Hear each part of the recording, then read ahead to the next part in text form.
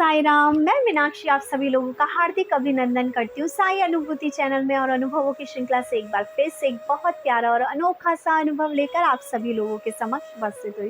लेकिन उससे पहले चलिए सभी लोग हाथ जोड़ते हैं, बाबा का जयकारा लगाते हैं। अनंत कोटि ब्रह्मांड नायक राजाधिराज योगी राज परम ब्रह्म श्री सच्चिदानंद सद्गुरु साईनाथ महाराज की जय।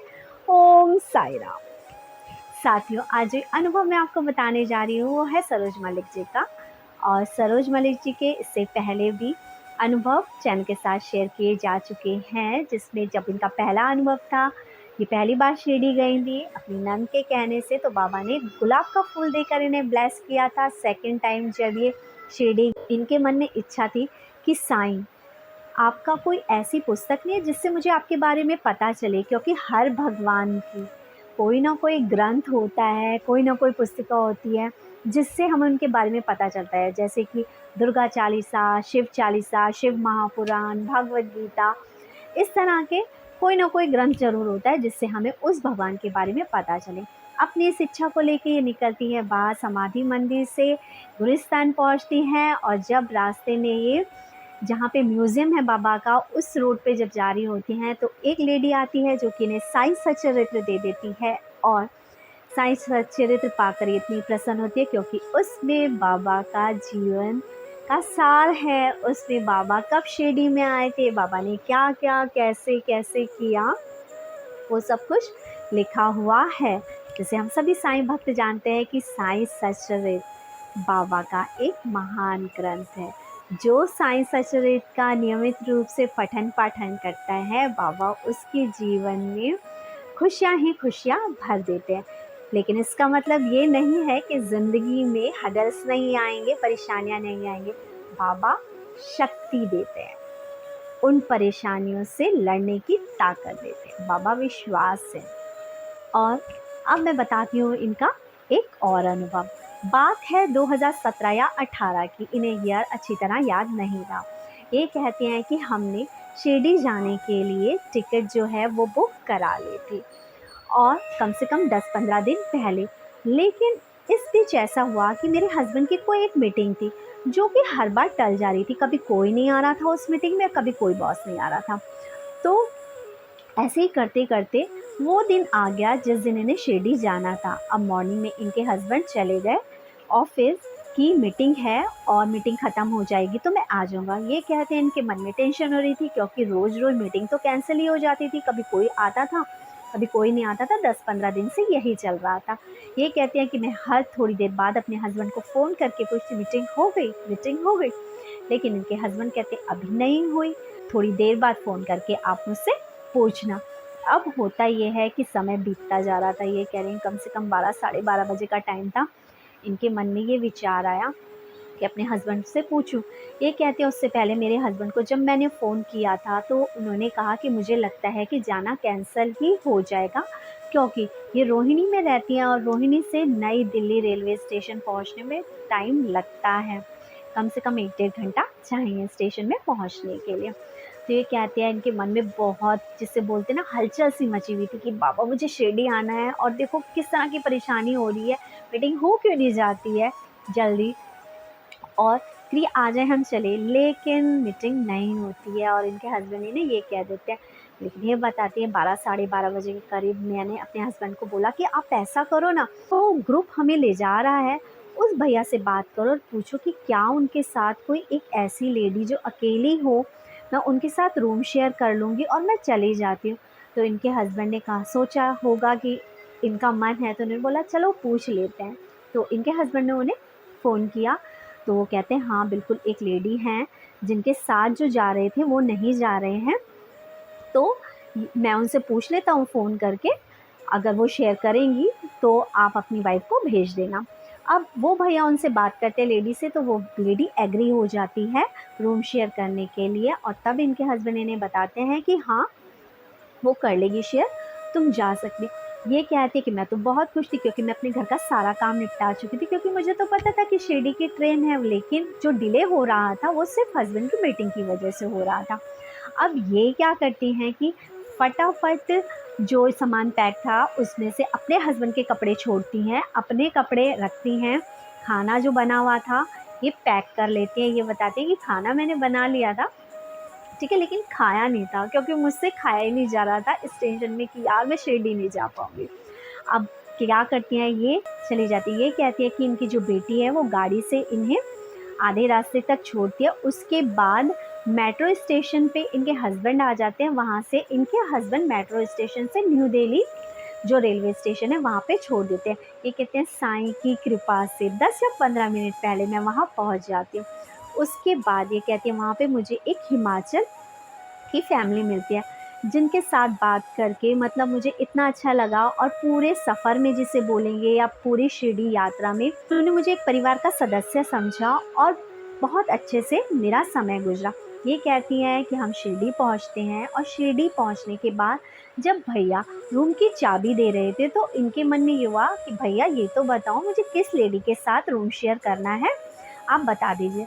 तो भैया इन्हें बताते हैं कि वो लेडी तो आई नहीं क्योंकि ट्रैफिक की वजह से उनकी ट्रेन छूट गई। अब ये थोड़ी सी शॉक्ड हो जाती है और इन्हें थोड़ा सा डर भी लगता है कि अकेले होने की वजह से ही मेरे हस्बैंड मुझे भेज नहीं रहे थे और अब मुझे रूम में अकेले रहना पड़ेगा। भैया जो थे वो इनका चेहरा देखते हैं, वो कहते क्या हुआ, डर लग रहा है अकेले? अरे आपके पास बाबा है ना, तो डर कैसा, यहाँ पे सब जगह बाबा हैं। तो उसके बाद ये कह दिया उनको कि नहीं मुझे ये नहीं लग रहा, मुझे एक चीज़ ये लग रही है कि जिनकी वजह से मैं यहाँ तक पहुँची, क्योंकि मेरे हस्बैंड भी मुझे अकेले तो नहीं भेजते। जब मेरे हस्बैंड को पता चला कि हाँ कोई लेडी है जो रूम शेयर कर लेगी, तभी मेरे हस्बैंड ने भेजा। और ये कैसी लीला बाबा की कि वो ही नहीं आ पाए। इन्हें थोड़ा सा अजीब लगा। ये कहती हैं लेकिन चलो कोई बात नहीं, अब रूम मुझे अकेला मिला। ये कहती है मेरे पास साइंस सचरित थी, बस मैं अपने पास साइंस सचरित ही रखती थी और मेरा टाइम कटा। ये कहती है फिर मैंने ना जो हिमाचल वाली जो फैमिली थी उनको ये बोला कि मुझे ना थोड़ा सा खालीपन लगता है, अकेला सा लगता है कि मैं कभी अकेली ऐसे रही नहीं। तो हिमाचल के जो फैमिली थी उनकी एक जो लेडी थी वो कहती है कि कोई बात नहीं, आप डरो नहीं, मैं आपके साथ सो जाऊंगी। ये कहते हैं लेकिन फिर मैंने उनको मना कि नहीं आप मत आइए, आप अपनी फैमिली के साथ आई हो तो आप अपनी फैमिली के साथ रहो, कोई बात नहीं, मेरे पास साइंस सचरित है, बाबा है, कोई नहीं हो जाएगा। ये कहते हैं उसके बाद हम समाधि मंदिर गए। समाधि मंदिर में बाबा के दर्शन करते वक्त मैंने बाबा को बोला, बाबा कि यहाँ पे कोई एयरपोर्ट क्यों नहीं है? अगर एयरपोर्ट होता तो मैं भी हवाई जहाज़ से आ जाती, इतना टाइम भी नहीं लगता। और शायद टाइम की वजह से ही, क्योंकि 4-5 दिन लग जाते हैं, इस वजह से मेरे हस्बैंड नहीं आ पाए। काश कि बाबा यहाँ पर एयरपोर्ट होता। ये कहती हैं बस मेरी यहाँ यही इच्छा थी।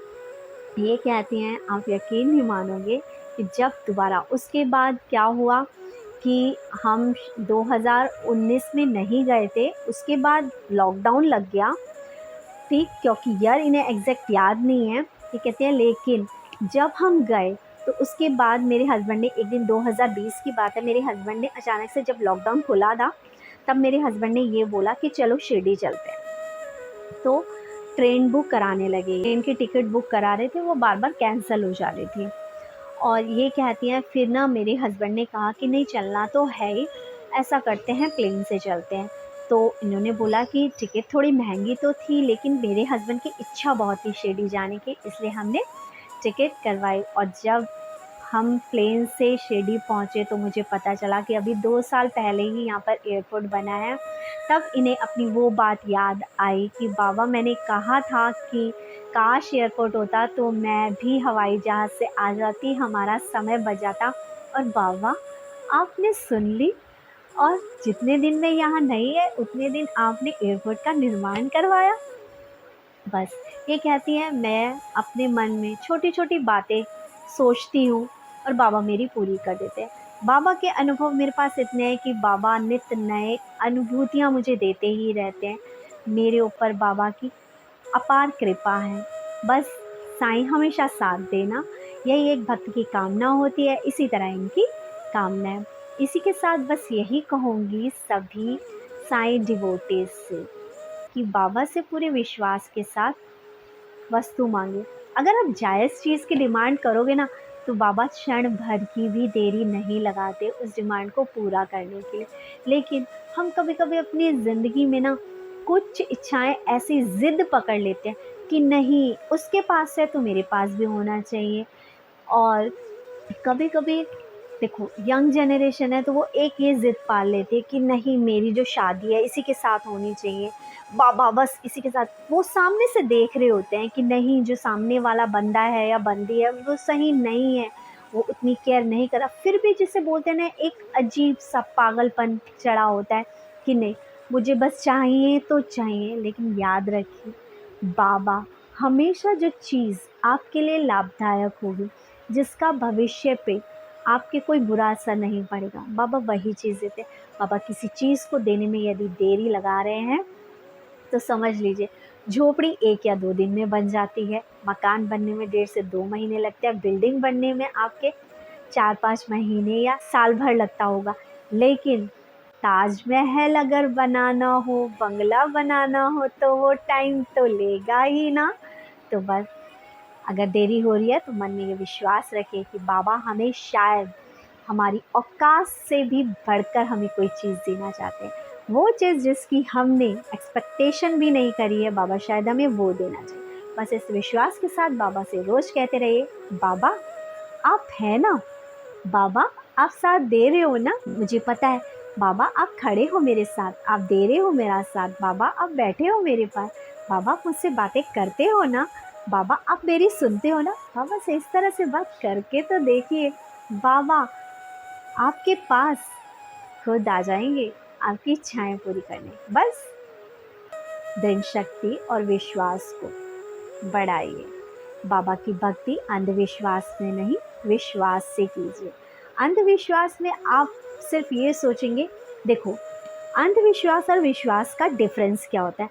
अंधविश्वास जो होता है वो डर की वजह से होता है कि प्लीज़ कर दो कर दो कर दो, और जो विश्वास होता है ना, वो कहता है मेरे बाबा मेरा काम करेंगे, मेरे बाबा हैं, मेरे बाबा मेरी सुनते हैं। बस इसी के साथ यही कहना चाहूँगी कि मेरे सर पे सदा तेरा हाथ रहे, मेरे सर पे सदा तेरा हाथ रहे, शिरडी वाले तू हमेशा मेरे साथ रहे, शिरडी वाले तू हमेशा मेरे साथ रहे। जैसे धरती आकाश दोनों साथ रहे, जैसे धरती आकाश दोनों साथ रहे, शिरडी वाले तो हमेशा मेरे पास रहे, मेरे बाबा तो हमेशा मेरे पास रहे, शिरडी वाले तो हमेशा मेरे साथ रहे। इसी के साथ चैनल को ज़्यादा से ज़्यादा शेयर करें, लाइक करें, सब्सक्राइब करें। ओम साई राम।